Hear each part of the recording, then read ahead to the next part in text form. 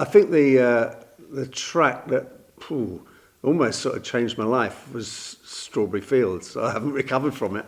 That was just so extraordinary. But the other thing that I really liked that was actually George was Theme 1, the music that he wrote for Radio 1. I absolutely loved that. I thought that was fantastic. Strawberry Fields Forever, purely because I was 16 when I first heard it, and we bought it that afternoon, and we played that track over and over and over again. I'd never heard anything like it, and that track was probably what inspired me to take a career in the music business. Fantastic, yeah. And it's as simple as that.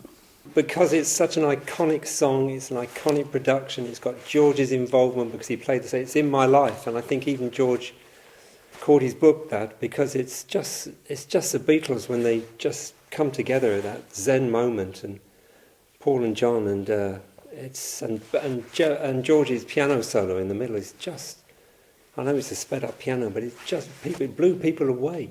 But it's fantastic, and it's such a reflective song. And to hear young men, they would have been the Beatles singing like that. Yeah. It's not really possible to pick out one Beatles song that George's influence really wins you over from, but for me, probably I Am the Walrus, because it's so different and it was so sort of revolutionary at the time. I suppose if I had to choose one that really had the most effect on me, it probably would be Anyone Who Had a Heart. Obviously, I love the Beatles stuff, but he did other stuff as well, you know. And I always wanted to try and recreate that sound of that voice at the front of that record again, you know. Because Cilla always had two voices. She had a soft, you know, very, very warm voice, and she had a very shrill, hard voice, you know. But it worked, you know. It really worked. You could make a great record with it, and he did. My favourite George thing would be, I think, Live and Let Die, because of the incredible involvement in doing it at the time. And because it still goes down as one of the best, you know, one of the top James Bond scores and themes, you know.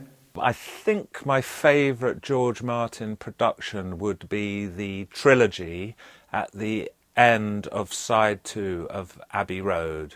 Golden Slumbers, Carry That Weight, and the end. And I love it because it's got guitar solos, it's got drum solos, it's got everything, and it's just amazing.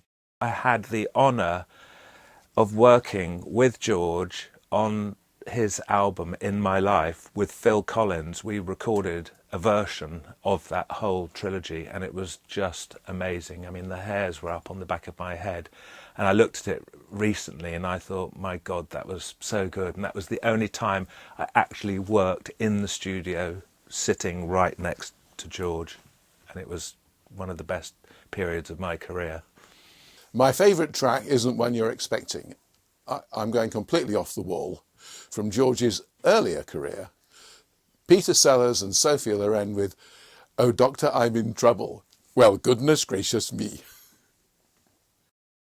My favourite track that George produced is Ebony and Ivory.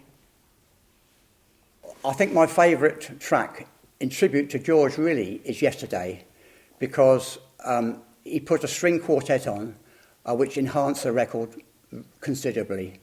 And even Paul, who wasn't too keen at first, thought it was wonderful.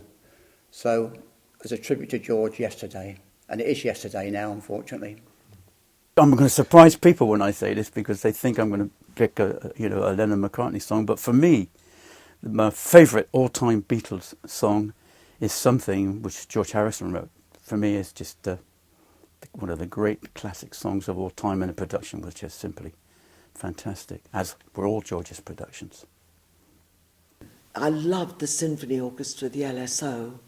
They were in an experiment in the other studios we had at Oxford Circus. And they had a singer, the band of Mahavishnu, that was Gail Moran, and she played the piano. But she wrote a beautiful poem called Smile of the Beyond. And he decided that she would sing it. So there she is, and George is sitting there, and he asked me to go because I got on very well with Gail. And we were sitting there in the studios, and he said, "Go on, Gail, off you go." And she sang, and it made me chill all over. And it was just beautiful. And when she came into the studio, she said, "How's that? That's just a run through." He said, "No, it's not." He said, "You will never sing it so beautifully as you've done at this moment." And this will be, always was, his favourite track as well. I just loved it. I still play it at home.